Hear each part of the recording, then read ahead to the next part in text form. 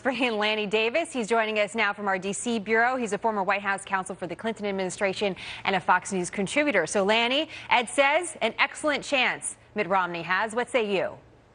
Well, I think Ed Rollins has it right on everything but his prediction. Let's start with an undeniable fact, even though I'm a Democrat voting and already have voted for Barack Obama.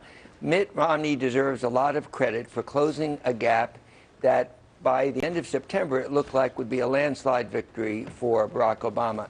To imagine that Obama is actually in some polls in a tie vote in Pennsylvania, which was 15 points lead as recently as 30 days ago, you have to give credit to the surge of Mitt Romney that started with the first debate, but you say has it's not leveled enough. off. Lanny, why isn't it enough? It has leveled off because of two reasons. First of all, Obama did much better in the second two debates, reminded his base why they supported him.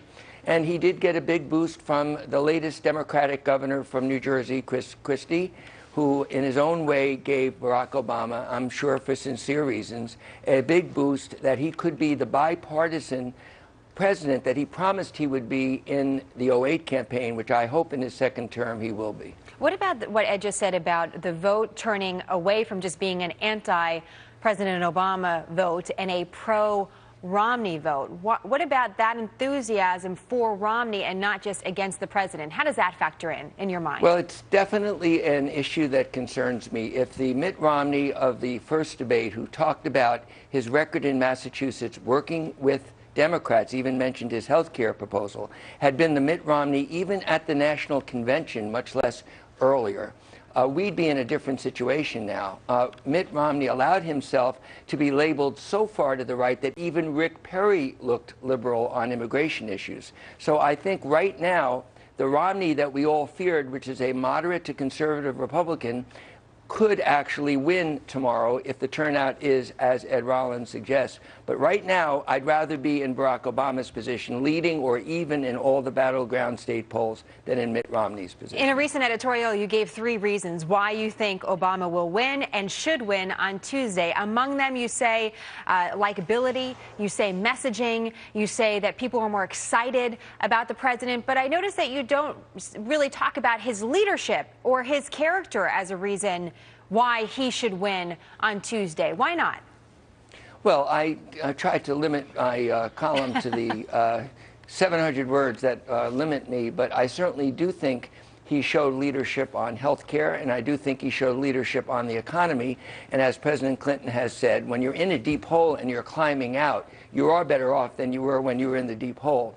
The criticism I have given to President Obama on 2 grounds all year long is, 1, his failure to endorse Simpson Bowles and address the national debt, which I think is a failure of leadership, and 2, he didn't transcend the political divide of red and blue states, and it indeed exacerbated it in some of his rhetoric and his very personal attack, negative ads that I was concerned about. So that's a B+ from me as a partisan Democrat. I'm still a supporter of Barack Obama. I think he has strong character. All right, so still a passing grade, as you just mentioned. Quick final question for you, Lanny.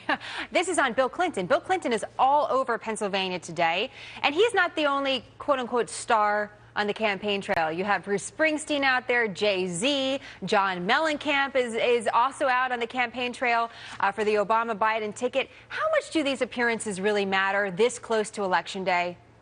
They rev up the enthusiasm. They really don't change minds. But I think Bill Clinton's message changed minds at the national convention. I think it was the pivotal moment for the Barack Obama campaign that they invited this former adversary in '08, and they were adversaries, to come in and give a centrist message and also to be gracious to the other side. He said nice words about Mitt Romney. He still does. He even talked about George Bush in his speech at the national convention.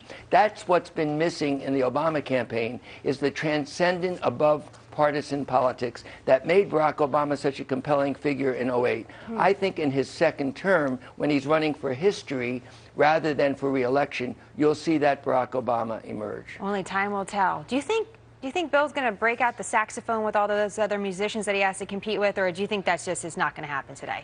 You know, I've known this guy for 40 years, and I think that saxophone was an important moment for him in his presidential campaign. I'm not sure that he needs to get his voice back before he blows the saxophone. It's tough with Bruce Springsteen and the rest. I can understand that. All right, Lanny, it's great to talk to you as always. Thanks. Thank you. See you tomorrow. Thank you.